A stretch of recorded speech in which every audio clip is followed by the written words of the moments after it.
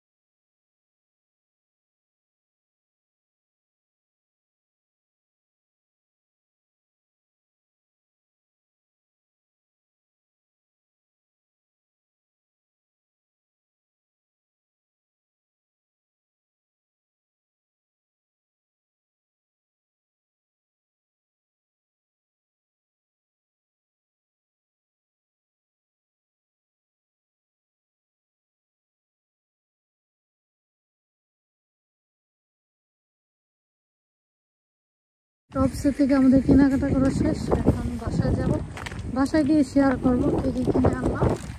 এখন আমি বাসায় চলে এসেছি, কি কিনে এনেছি ডলার ট্রি আর টপসে থেকে শেয়ার করব।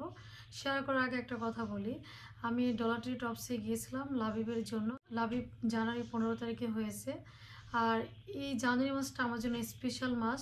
এই মাসে লিবানো হয়েছে জানুয়ারি 6 তারিখে, লাবিব জানুয়ারি 15 তারিখে। তো লিবানের বার্থডেটা তো হয়েই গেল, আর এখন লাবিবের বার্থডে আগামীকাল। ওর জন্যই আমি গিয়েছিলাম ডলার ট্রি টপসে। আর কি কি কিনে এনেছি এখন আমি আপনার সাথে শেয়ার করব। আর লাবিবের জন্য আপনারা সবাই দোয়া করবেন, ও যেন সবসময় ভালো থাকে, সুস্থ থাকে। কিছু বেলুন এনেছি, ও আবার বেলুন অনেক বেশি পছন্দ করে। এটা হচ্ছে 8 নাম্বার, ওর তো 8 বছর হবে। এটা হচ্ছে 8 নাম্বার বেলুন। এগুলো আমি এনেছি ডলার ট্রি থেকে। আর টপসে থেকে কি এনেছি এখন শেয়ার করব। ওই জন্য টপসে থেকে আমি কেকটা এনেছি। কেকটা দেখতে খুবই সুন্দর। আজকে নিয়ে আসলাম, আগামীকাল তো আবার রান্না নিয়ে বিজি থাকবো, তাই আজকে আমি নিয়ে আসলাম। আর এখানে কিছু ব্যাগেল এনেছি, এই ব্যাগেলগুলো খেতে ভালো লাগে। ছোট সাইজের ব্যাগেল, বড় সাইজেরগুলো পাওয়া যায়, বড় সাইজের ব্যাগেলগুলো আমার কাছে বেশি ভালো লাগে না। লাবিবের বার্থডেতে লাবিবের পছন্দের খাবার আমি রান্না করব। লাবিব স্বামী কাবাব খেতে অনেক বেশি পছন্দ করে। এখানে আমি বিফ কিমা ভিজিয়ে রেখেছি। আজকে আমি কাবাবগুলো বানিয়ে ফ্রিজে রেখে দেবো, আগামীকাল আমি ফ্রাই করব। আর এখানে আমি বিফ ভিজিয়ে রেখেছি, ও বিরিয়ানি খেতে অনেক বেশি পছন্দ করে। আর বিফ দিয়ে আমি কাচ্চি বিরিয়ানিটা করবো, তবে আজকে আমি বিফের সাথে কোনো মশলা অ্যাড করবো না। বিফটা জাস্ট আমি ওয়াশ করে ফ্রিজে রেখে দিব।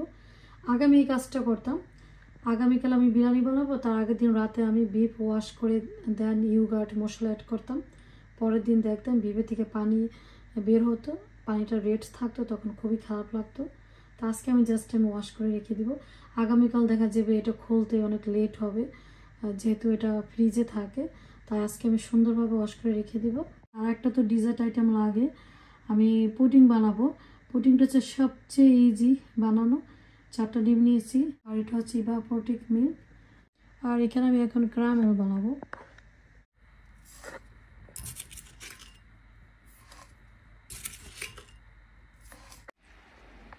ক্যারামেলটা হয়ে গেছে, এখন আমি ঢেলে নিব।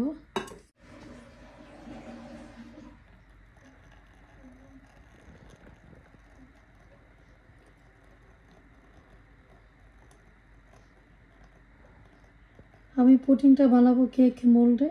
ক্যারামেলটা এখন ঠান্ডা হবে, তাই এখন আমি ডিম মিল্ক আমি রেডি করব। আপনার সাথেই থাকবেন, দেখতে থাকবেন। আমি দিয়ে দিব 1/2 কাপ চিনি, আর এখন আমি দিয়ে দেব ভ্যানিলা এসেন্স।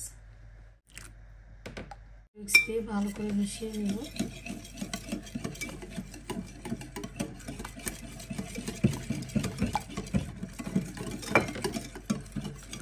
চিনিটা গলে গেছে, আমি চেক করে নিয়েছি। এখন আমি মিল্ক অ্যাড করব। আমি বেশিরভাগ ইভাপোরেটিভ মিল্ক দিয়ে আমি পুডিং বানাই, তারপর ইয়োগার্ট বানাই।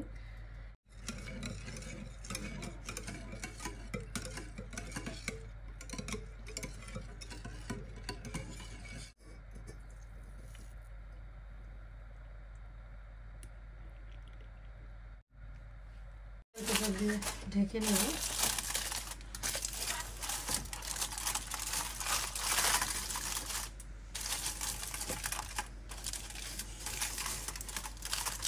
পুডিংটা আমি বসিয়ে দিয়েছি, আগে আমি পানিটা ভালো করে গরম করে নিয়েছি, আর লো হিটে আমি রেখেছি। তো এখন আমি কিমাটা রান্না করব, আপনারা সাথেই থাকবেন, দেখতে থাকবেন। কিমার মশলাটা ভালোভাবে আমি কষিয়ে নিয়েছি। আমি যেভাবে মাংস রান্না করি সেমভাবে আমি কিমাটা রান্না করি।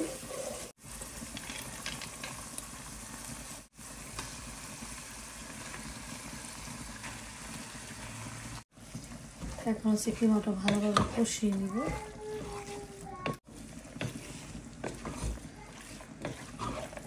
কিমাটা কষানো শেষ, এখন আমি ঢেকে দিলাম। এখন হচ্ছে আমি বিফটা ওয়াশ করব।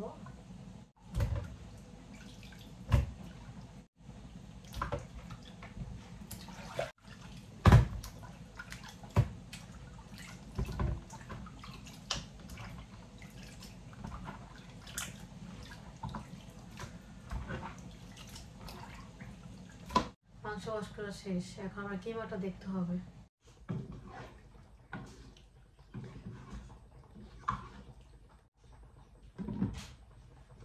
মাংসটা ধুয়ে আমি র্যাপিং করে রেখেছি, এখন আমি ফ্রিজে রেখে দিব। কিমাটা হয়ে গেছে, ঠান্ডা করে তারপর আমি ব্লেন্ডারে ব্লেন্ড করে নিব। কাবাবগুলো বানানো হয়ে গেছে, এখন আমি ফ্রিজে রেখে দিব। আর এই যে দেখেন আমার পুডিংটা কত সুন্দর হয়েছে। এখন আমি ফ্রিজে রেখে দিব, আগামীকাল আমি সার্ভ করব। আর এই ছিল আজকের আমার ব্লগ। আজ এই পর্যন্ত, ভালো থাকবেন, সুস্থ থাকবেন, আল্লাহ হাফেজ।